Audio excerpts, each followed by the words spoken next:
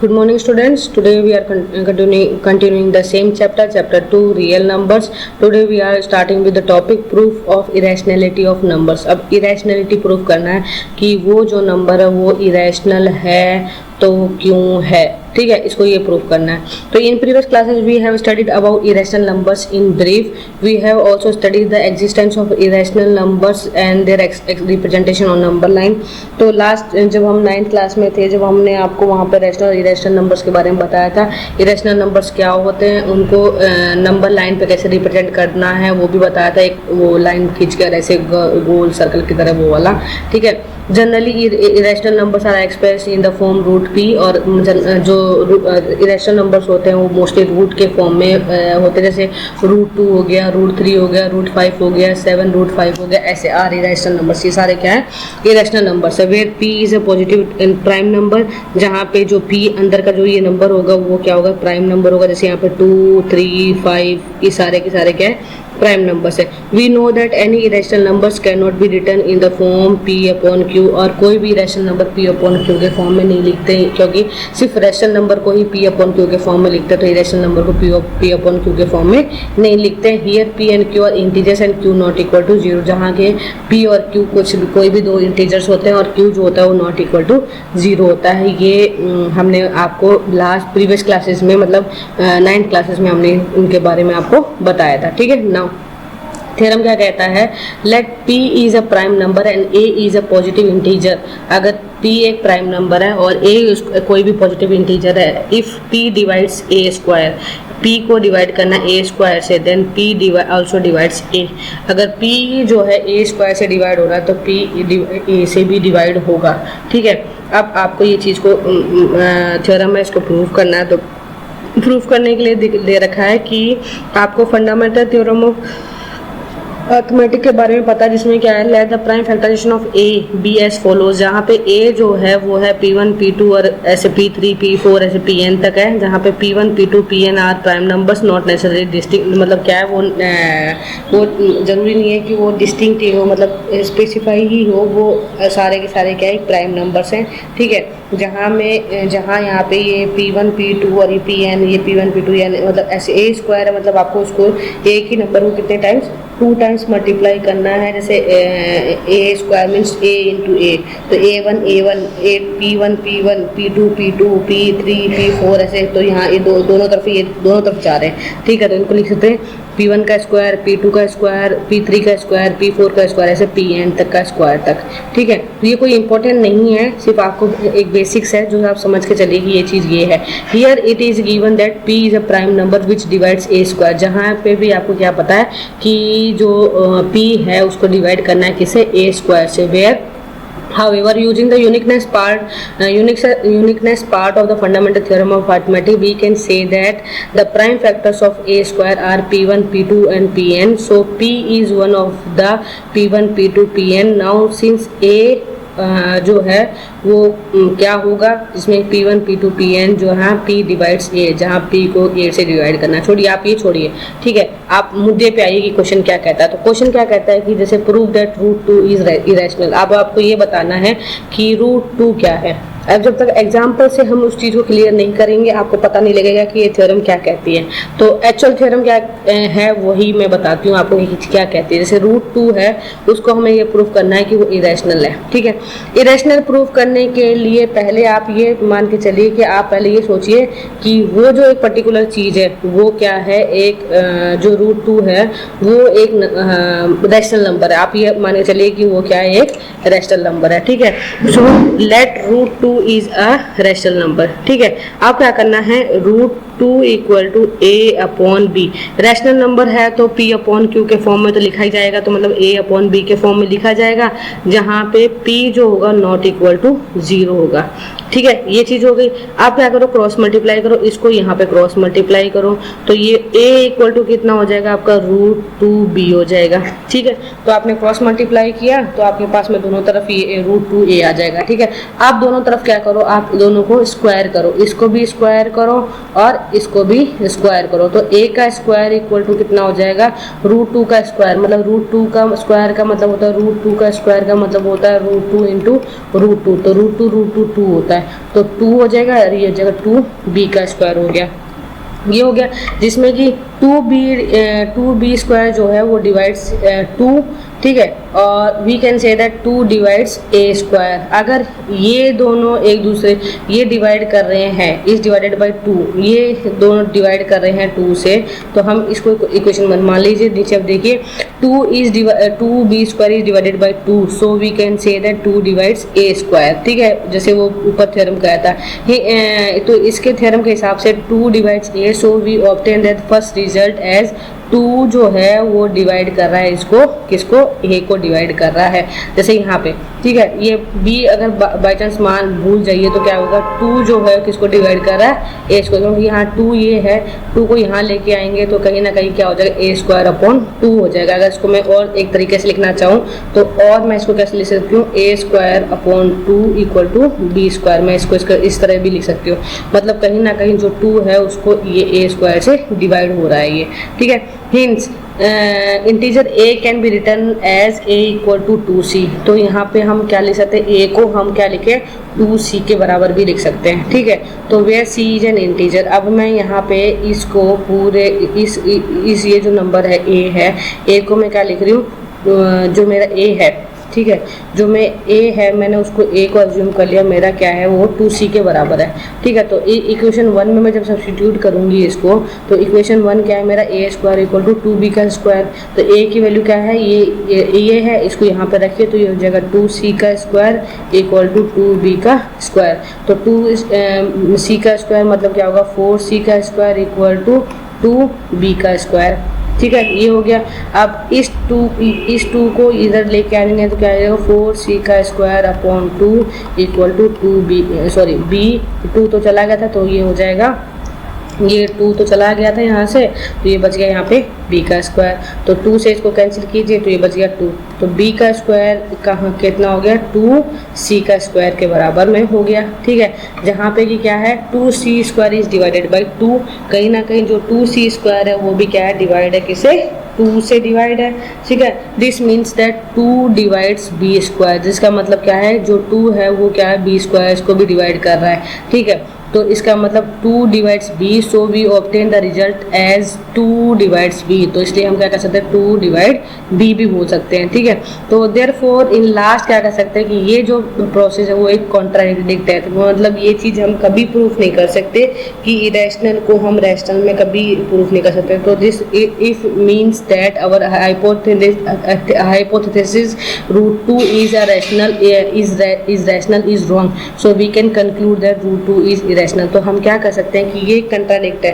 Contradict मतलब क्या होता है कि a b have no common factors other than 1, मतलब a और b जो एक ऐसे नंबर है जिनका क्या है, आपका दोनों का ही कॉमन नंबर क्या है, 1 कॉमन नंबर है, इसके ज़्यादा कोई और इनका दोनों कॉमन नंबर नहीं है, ठीक है। जिसमें कि रूट 2 इज़ अ रैशनल, ये रॉन्ग है, ये root 2 is a rational number एक रॉन्ग तरीका है। सो हम उसको क्या लिख सकते हैं, सो वी कैन कंक्लूड, तो हम उसको सिर्फ एक ही चीज़ को कंक्लूड कर सकते हैं कि रूट 2 इज़ इरेशनल, कि हम क्या कर सकते हैं, रूट 2 जो है वो क्या है, इरेशनल है। सेम चीज़ के लिए रूट 3 के लिए प्रूफ करना, रूट 3 के लिए भी सेम चीज़ हमने क्या किया, root 3 equal to a upon b किया, ठीक है। देखिए अब मैं आपको करती हूँ, रूट 3 को मैंने क्या किया, a अपॉन b किया, अब मैंने इसको क्रॉस मल्टीप्लाई किया तो मेरे पास में क्या आ गया, a equal to root 3 b आ गया, ठीक है। अब मैंने क्या किया, दोनों तरफ स्क्वायरिंग की, इसको भी स्क्वायर किया और इसको भी स्क्वायर किया, तो ये हो गया a का स्क्वायर इक्वल टू 3 b का स्क्वायर हो गया, इसको मैंने मान लिया 1, ठीक है। जहाँ अब मेरे को ये पता लग गया कि ये मेरा क्या है, यहाँ कहीं ना कहीं जो 3 है वो a को स्क्वायर को भी a स्क्वायर को डिवाइड कर रहा है, तो कहीं ना कहीं a जो 3 जो है वो a को भी डिवाइड कर रहा है, ठीक है। अब दूसरी बात आती है कि मैंने a की जो वैल्यू है वो 3c अज्यूम कर ली, 3c अज्यूम कर ली, तो मेरे पास में क्या हो गई कि मेरे पास में जो ये इक्वेशन थी a square equal to 3b square, यहाँ पे मैंने a की वैल्यू रखी तो ये है 3c का स्क्वायर इक्वल टू 3b का स्क्वायर, तो ये हो जाएगा 9c का स्क्वायर इक्वल टू 3b का स्क्वायर, जिसमें कि मेरे पास में 9 अपॉन 3c स्क्वायर और यहाँ हो गया b स्क्वायर, सो 3 और ये हो जाएगा 3, so 3c square equal to b square मेरे पास में आ गया। तो अब मेरे पास में कहीं ना कहीं ये पता लगे कि जो b है वो जो c जो 3 है वो b को डिवाइड कर रहा है, b स्क्वायर को डिवाइड कर रहा है, तो कहीं ना कहीं जब 3 b स्क्वायर को डिवाइड कर रहा है तो b को भी डिवाइड करेगा, ठीक है। तो और फिर ये क्या है, एक कॉन्ट्राडिक्ट फैक्ट है, तो इससे हम क्या कह सकते हैं, √3 is a irrational, so therefore √3 is irrational number. क्या है वो, इरेशनल नंबर है, ठीक है। समझ में आया आपको, ठीक है। नेक्स्ट क्वेश्चन है शो दैट √5 इज इरेशनल। अब क्या करना है, √5 को भी आपको इसी तरह से इरेशनल प्रूफ करना है। तो करने के लिए सेम वही चीज़ है कि आप इसको इस तरह से कर लीजिए, और पहले a/b के फॉर्म में मानिए, तो b को क्रॉस करेंगे तो ये आ जाएगा, फिर इसको स्क्वायरिंग करेंगे तो आपको ये चीज़ आ जाएगी, ठीक है। फिर अब क्या मेरे पास में 5 है, तो मैं या तो 5c मान लीजिए या फिर 5m, कुछ भी मान लीजिए, एक c की जगह कुछ और भी नंबर लिख सकते हैं आप। तो मैंने a को उस नंबर में मान लिया, और फिर मैंने क्या किया, a² ये हो गया मेरा 25c²। तो मैंने नहीं, ये स्टेप नहीं करना मत कीजिए, यहाँ पे क्या करिए, a = 5c है तो a की वैल्यू यहाँ पे सब्स्टिट्यूट कीजिए, तो ये हो जाएगा 5b² = 25c²। तो ये यहाँ पे 5 से इसको डिवाइड किया तो ये हो जाएगा b² = 5c², जहाँ पे कि जो 5c² है वो डिविजिबल है 5 से, सो इट क्लियर्स दैट कि b² जो होगा वो भी 5 से डिविजिबल होगा। तो कहीं ना कहीं जब b² 5 से डिविजिबल हो रहा है तो 5b b से डिविजिबल होगा, बट ये कॉन्ट्राडिक्ट फैक्ट है, जो हमारा हाइपोथेसिस है वो रॉन्ग है यहाँ पे। सो हमने क्या प्रूव कर दिया कि √2 जो है वो क्या है, इरेशनल है, ये हमने प्रूव कर दिया, ठीक है। अब क्वेश्चन नंबर 1 कहता है प्रूव दैट 7√5 इज इरेशनल। अब हमें ये प्रूव करना है कि 7√5 क्या है, एक इरेशनल नंबर है। So late 7√5 is a rational number. तो हमने उसको मान लिया कि 7√5 क्या इरेशनल नंबर है। तो 7√5 को इरेशनल करने के लिए पहले हम क्या मानते हैं, उसको इरेशनल मान लिया, और वो जो है वो किसके बराबर है, a/b के बराबर है। तो इसको यहाँ से किया तो या तो इसको ऐसे क्रॉस मल्टीप्लाई कीजिए तो 7√5b = a आ गया। तो और अगर चाहो तो लिख लीजिए इसको, अदरवाइज इसको इस तरह से ना करके आप इसको डायरेक्ट क्या कर सकते हो, आप इसको इस तरह से ना करिए, आप इसको डायरेक्ट क्या लीजिए, इस 7 को ले जाइए, ठीक है।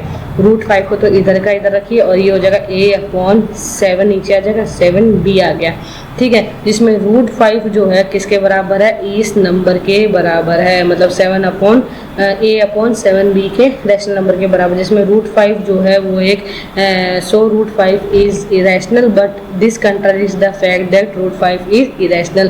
जहाँ पे ये पता है कि √5 जो है हमारा इरेशनल नंबर है, देयरफॉर हम क्या प्रूव कर सकते हैं कि कर दिया कि √5 जो है वो क्या है, इज इरेशनल है, वो क्या है, हमारा इरेशनल नंबर है, ठीक है। नेक्स्ट क्वेश्चन चलिए, सेम वही है, 3 + 2 √5 है, ठीक है। तो वही करिए, मैंने पहले क्या किया, 3 + 2 √5 को रैशनल ले लिया, फिर मेरे पास में क्या आएगा, 3 + √5 = क्या होगा, a/b हो गया, ठीक है। आप क्या करना है, इसको तो यहीं रखिए क्योंकि ये रूट के फॉर्म में, तो √3/5 तो ऐसे लिखिए, और a/b माइनस प्लस का 3 है तो उधर आ जाएगा, तो क्या हो जाएगा, माइनस का 3 हो जाएगा।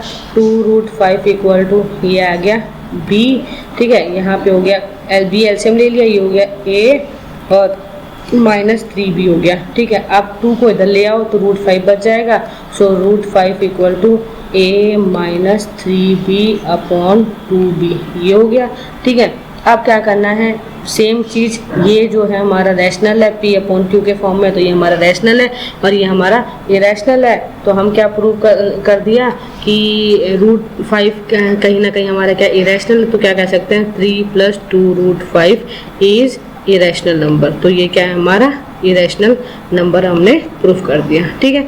नेक्स्ट चलिए, सेम वही चीज़ है, हर क्वेश्चन के लिए सेम वही करना है आपको, a/b के फॉर्म में उसको अज्यूम करना है। Show that √5 and √2 + √5 is irrational. आपको √2 एंड √5 इरेशनल है वो प्रूफ करना है, तो उसको करने के लिए सेम चीज़ है, आप क्या मानिए, √2 और √5 को रैशनल मान लीजिए, फिर इन दोनों को क्या कर लीजिए, वही सेम चीज़ है ना, चाहो तो कर सकते हो। जैसे मान लीजिए, देखिए मैं बताती हूँ, √2 + √5 = a/b हो गया, ठीक है। तो चाहो तो आप कोई भी एक नंबर को इस तरफ ले जाइए, इस तरफ ले आइए, तो कहीं ना कहीं से दोनों तरफ से आप चाहो तो कर सकते हो, ठीक है। तो जैसे मैंने यहाँ पे मैंने ऊपर √5 का किया है, तो √5 = क्या होगा, a/b - √2 हो गया, ठीक है। आप क्या कीजिए, दोनों नंबर को स्क्वायरिंग कीजिए, ये भी स्क्वायरिंग कीजिए और इसको भी स्क्वायरिंग कीजिए। तो ये रूट 5 का स्क्वायर होता है 5 और ये हो जाएगा a अपॉन b का, और इसको खोला है क्या, ठीक है खोला है ना। तो ये हो जाएगा a का स्क्वायर अपॉन b का स्क्वायर और रूट 2 का स्क्वायर मतलब तो होता है 2, ठीक है। यहाँ पे कहीं ना कहीं ये जो होता है ये होता है आपका 2, रूट 2 का स्क्वायर 2 होता है और -2 into a upon b into root 2 ये हो गया। तो 5 अपॉन ये हो जाएगा a square upon b square, this one is 2 and this one is -2 root 2 a upon b आपका आंसर आया, ठीक है। अब आपको क्या करना है कि ये जो नंबर है इसमें रूट 2 इस नंबर पे आपके पास में रूट है, ठीक है। तो इसको यहाँ पे रहने दीजिए, बाकी सारे नंबर को उस तरफ ले जाइए, ठीक है। तो उस तरफ जब आप ले जाएंगे तो इस या तो ये नेगेटिव है इसको पॉजिटिव बना लीजिए, उस तरफ ले 2 root 2 a upon b equal to a square b square plus 2 minus का 5, ठीक है। तो ये हो जाएगा 2 root 2 a upon b equal to a square b square minus का 3 आपके पास में आ गया, ठीक है। अब आपको क्या करना है, b स्क्वायर यहाँ पे एलसीएम लेना है, ठीक है। तो यहाँ पे देखिए ये 2 रूट 2 a अपॉन b को तो एज इट इज लिखिए, यहाँ पे b स्क्वायर आपका कॉमन आ गया तो ये हो गया a square minus 3 b square हो गया, ठीक है। आप क्या कीजिए इस 2 को इधर ले आइए, ठीक है। तो ये रूट 2 इक्वल टू क्या हो जाएगा, इस पूरे को भी लेके आइए, तो ये हो जाएगा a square minus 3b square upon b और ये हो जाएगा multiply by b upon a और नीचे हो जाएगा 2, ये स्क्वायर है, ये यहाँ पे स्क्वायर है, ठीक है, ये स्क्वायर है। तो ये b से एक b कट जाएगा और ये बच जाएगा आपका। तो आपका क्या बच गया यहाँ पे, देखिए मैं यहाँ पे लिख रही हूँ, तो ये जो आपका है वो कितना बच जाएगा, root 2 equal to a square minus 3b square, a square minus 3b square, अब नीचे बच गया 2a और b बच गया। अब मेरे को पता है कि रूट 2 जो है मेरा इस पूरे फॉर्म के इक्वल है, मीन्स कहीं ना कहीं रूट 2 जो क्या हो गया, इरेशनल हो गया।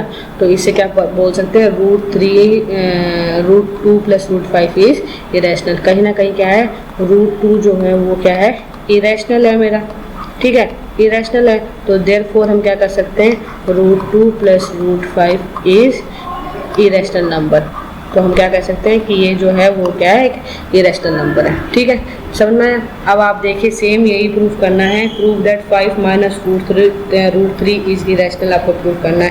तो देखिए मैं करती हूँ इसको, सेम चीज़ है, आपको यहाँ पे आपको पहले अज्यूम करना है कि ये क्या है, एक रैशनल है। मैं आपको डायरेक्ट कर रही हूँ, select 5 minus root 3 is rational. हमको यहाँ क्या करना है कि ये क्या है, एक रैशनल है।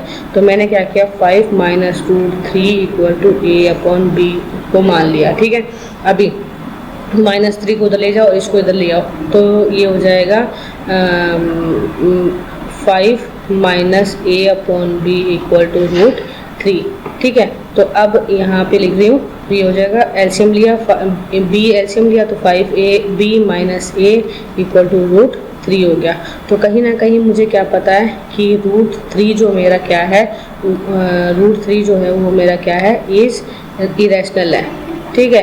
तो ये इरेशनल है, तो मैं क्या बोल सकती हूँ, therefore 5 minus root 3 is irrational. तो ये भी क्या है, मेरा इरेशनल नंबर है, ठीक है। Next, prove that the following numbers are irrational. अब आपको ये पता करना है कि जो भी नंबर्स नीचे दिए हुए हैं वो इरेशनल हैं कि नहीं हैं, वो आपको प्रूफ करना है। तो सेम चीज़ है, आपको क्या करना है, रूट 2 1 अपॉन रूट 2 के लिए करेंगे। तो आपने मान लीजिए मैं अब a और b में बोर हो गया, अब मैं लिखूंगी p अपॉन q, ठीक है। तो 1 upon root 2 equal to p upon q के फॉर्म में हो गया, ठीक है। तो अब आपको क्या करना है, इसको चेंज करना है।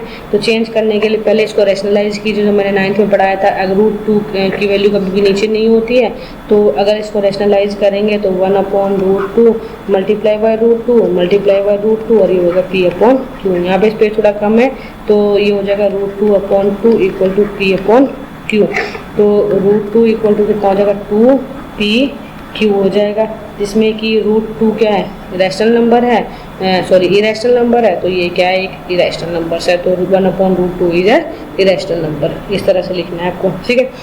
6 प्लस √2 के लिए भी आपको वही करना है, 6 प्लस √2 के लिए भी आपको वही a प्लस वही मानना है, जैसे 6 प्लस √2 है, ठीक है, इसको मान लिया मैंने P/Q, तो √2 इधर ही रहने दीजिए, तो √2 रहेगा तो P/Q माइनस आ जाएगा 6, तो √2 इक्वल टू कितना हो जाएगा, यहाँ पे Q एलसीएम आ गया, तो ये हो गया P माइनस 6Q, तो जहाँ पे √2 क्या है आपका इरेशनल है, तो इससे क्या होगा 6 प्लस √2 सार, ये पूरा आपका तो ये जो नंबर है ये आपका रैशनल फॉर्म में है, और ये जो √2 है वो आपका इरेशनल है, तो कहीं ना कहीं 6 प्लस √2 आपका क्या है, इरेशनल नंबर है।